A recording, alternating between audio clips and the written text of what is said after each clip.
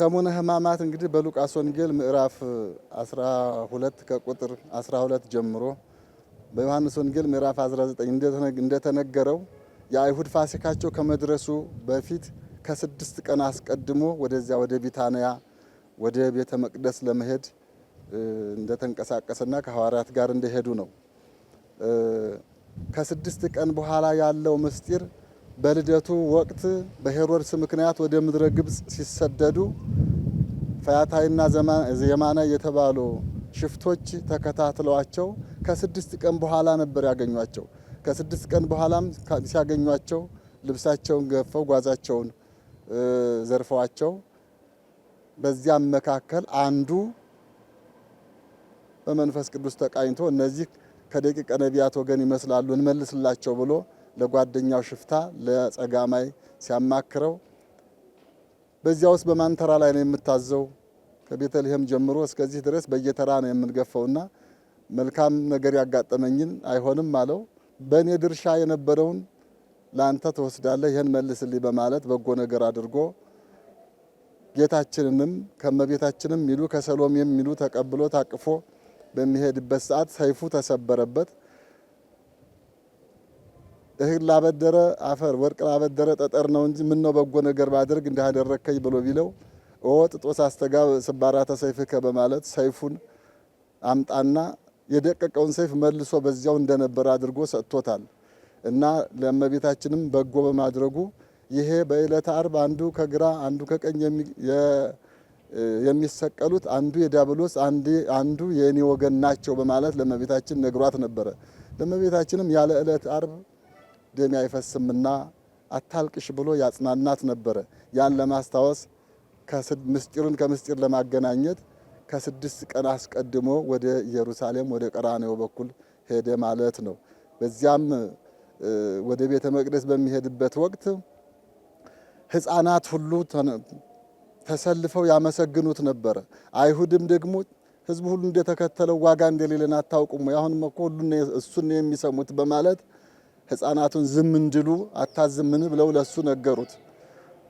ሕፃናት ዝም ቢሉ እነዚህ አእባን ከልሁ እነዚህ እምአፈ ደቂቅ ወሕፃናት አስተዳሎ ከስብሃተ ምስጋናን ለአንተ ከሕፃናት እና ከሚጠቡ አዘጋጀህ የሚለውን በምታነቡበት ሰዓት የኦሪቱን ሕግ አላነበባችሁም ወይ አላገኛችሁም ወይ ብሎ መለሰላቸው።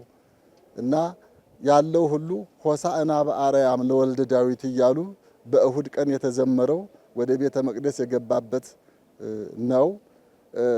ሁለት ምስጢር አለው። ይሄ ራሱን የቻለ በኪሩቤል ላይ ተቀምጦ በነደ እሳት በመላእክት የሚመሰገነው ትህትናውን ያሳይ ዘንድ በአህያ ላይ ተቀምጦ መታየቱ ነው።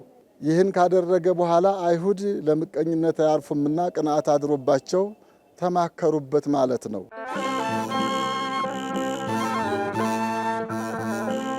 ሰኞ አንጽሖተ ቤተ መቅደስ ይባላል። የበለስ መርገም ይባላል። በለሲቱ የደረቀችበት ዕለት ነው ሰኞ። ታሪኩ ይሄ ነው። ከሰሙነ ሕማማት የመጀመሪያው በስግደቱ ወቅት የሚታሰበው የሚነበቡት መጻሕፍት የሚነገሩት ምስጢራት ይህንን የሚወሳበት ነው ሰኞ።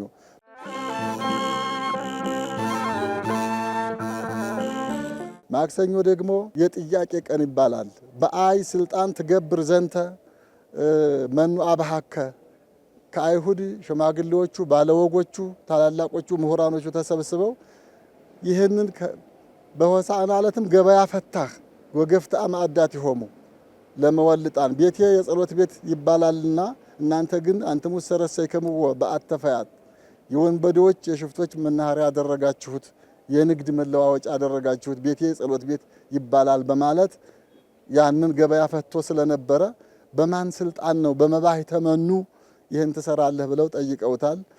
እሱም መልሶ ለጥያቄያቸው ጥያቄ አቅርቦ እኔም አንድ ጥያቄ ልጠይቃችሁ እናንተ መልሱልኝ እኔም ደግሞ ከየት እንደሆነች እነግራችኋለሁ ብሎ መልስ የሰጠበት ነው። የዮሐንስ ጥምቀት ከሰማይ ናት ከምድር አላቸው። ራስ በራሳቸው ተያይተው ከሰማይ ነው ብንል ለምን አላመናችሁበትም ይለናል። ከምድር ነው ብንል ዮሐንስን እንደ ነቢይ ቆጥሩት ስለነበረ ሕዝቡ ሁሉ ይከተለው ስለነበረ ይወግሩናል በማለት አናውቅም አሉት። እኔም እንግዳው አልነግራችሁም አላቸው። ይሄ የተከናወነበት ማክሰኞ የጥያቄ ቀን ይባላል።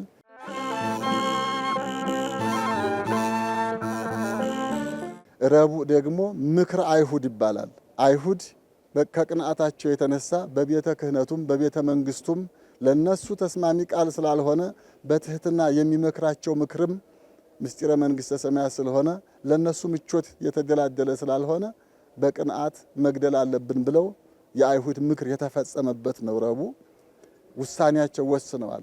ሳንገለው እህል አንቀምስም በማለት የተማማሉበት ቀን ነው ረቡዕ ማለት ነው።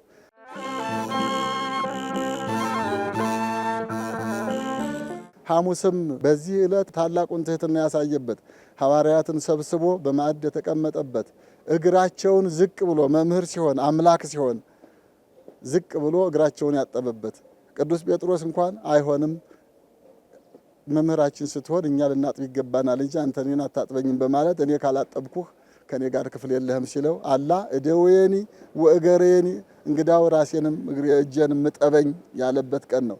አንትሙኒ ግበሩ ለቢጽክሙ እናንተ እኔ ሐጸብኩ እገሪክሙ እኔ እናንተን እግር እንዳጠብኩ ሁሉ አርአያዬን ተከትላችሁ ለወንድሞቻችሁ ይህን ሁሉ አድርጉት።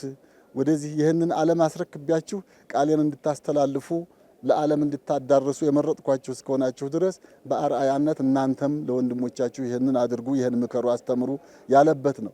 በዚያውም ላይ ደግሞ የ5500 ዘመን ታሪክ አንዱ የሚቀየርበት ዘመን ሐዲስ የሚገባበት መስዋዕተ ኦሪት ያበቃበት መስዋዕተ ሐዲስ ስጋውንና ደሙን የሚሰጥበት ዓለም የሚድንበትን ቤዛ የሆነበትን የስጋውንና የደሙን ምስጢር ስርዓት የሰራበት ለሐዋርያት የገለጠበት ነው ሐሙስ።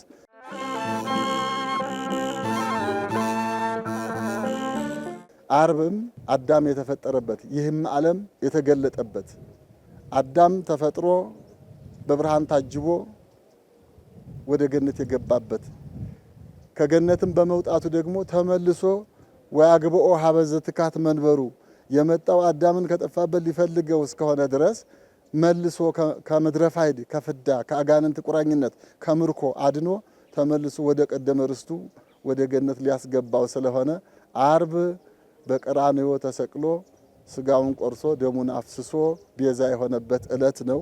ታላቅ ምስጢር ነው። ከታላላቅ በዓላትም አንዱ ነው። የጌታ በዓላት 9 አበይት ንዑሳት 9:18 ናቸው። ከ9ኙ አበይት በዓላትና ዋነኛው ታላቁ የስቅለት ዕለት ነው። ዕለተ ዓርብ ነው። መቃብሮች ተከፈቱ፣ ሙታኖችም ሰሙ፣ የከሃዲያን ጆሮች ግን አልሰሙም። መልአኩም ለብርሃን እናት መለሰላት እንዲህም አላት፣ ቅድስት ሆይ አትዘኝ፣ አታልቅሽም። ፈቃዱስ ባይሆን ኑሮ ባልተሰቀለ ሊሰቅሉትም ባልቻሉ ነበር። በይቅርታውና በፍቅሩ ብዛት ከልዕልናው ወረደ እንጂ ሰውም ሆኖ በፈቃዱ በምድር ላይ ተገለጠ፣ ታየ፣ አዳምንና ልጆቹን ያድን ዘንድ